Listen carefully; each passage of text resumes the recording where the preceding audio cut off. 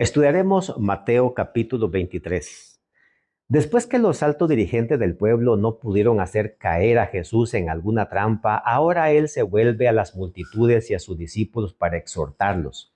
Pero su enseñanza las ilustra con la doble vida que llevaban los escribas y los fariseos.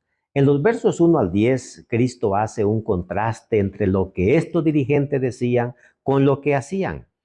Por eso les advierte, así que todo lo que os digan que guardéis, guardadlo y hacedlo, pero no hagáis conforme a sus obras, porque dicen, pero no hacen.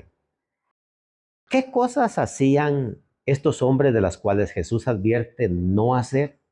Ataban cargas pesadas y difíciles de llevar. Hacían todas sus obras para ser vistos por los hombres, dice el verso 5. Amaban los primeros asientos en las cenas y las primeras sillas de las sinagogas para darse importancia, dice el verso 6. También amaban las salutaciones en los mercados y que los hombres los llamasen maestros, dice el verso 7.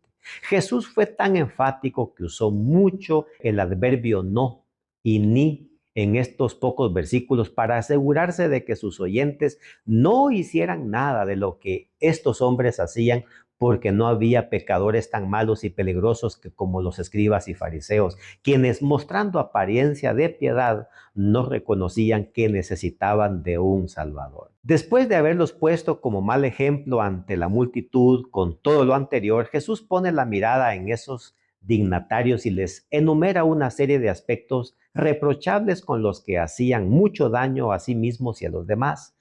Cada reproche inicia con un ay de vosotros, escribas y fariseos hipócritas. Cada reprensión era un lamento de Jesús y salió de sus labios con una voz quebrantada por las lágrimas a causa del dolor de ver hasta qué punto había llegado quienes estaban a cargo de representarlo a él ante la nación y el mundo. Estos lamentos van desde el verso 13 y llegan hasta el 29. En primer lugar, Jesús los acusa de su mala conducta, de cerrar el reino de los cielos a los demás, de devorar las casas de las viudas, de recorrer mar y tierra para hacer discípulos y prepararlos para el infierno, fieles en diezmar y en ofrendar lo más mínimo detalle, pero les restaban importancia a la justicia, a la misericordia y a la fe.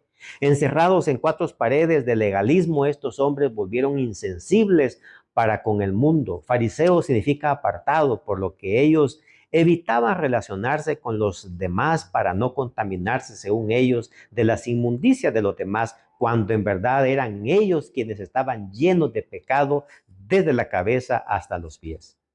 En segundo lugar, Jesús pasa a reprochar lo que ellos eran por dentro y que los condujo a hacer lo anterior. Eran ciegos, dice el verso 25, llenos de robo y de justicia. También estaban llenos de inmundicia, de hipocresía, de iniquidad, dice el verso 28. Y en tercer lugar, Jesús los acusa de ser asesinos junto a sus antepasados padres. Les dice, edificáis los sepulcros de los profetas. Estaban a punto de derramar la sangre inocente de Cristo. Y Jesús les advierte acá, ¿cómo escaparéis de la condenación del infierno? Dice en el verso 33.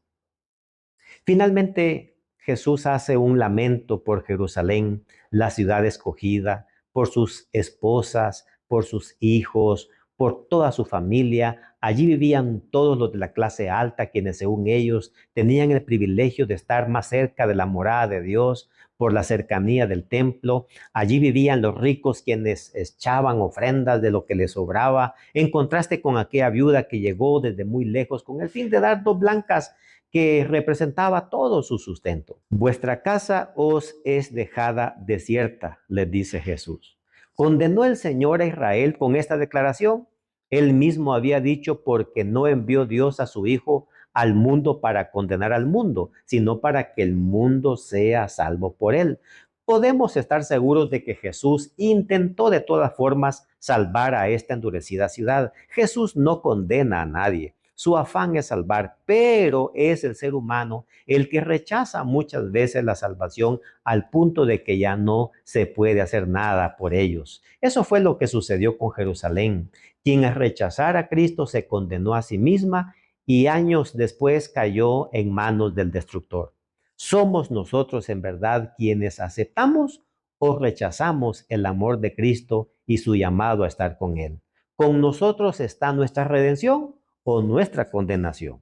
La decisión es totalmente nuestra, como lo fue con los antepasados judíos. Dios permita hoy recibirle en nuestro corazón para que seamos salvos hoy y siempre y perseveremos hasta su segunda venida. Que Dios te bendiga.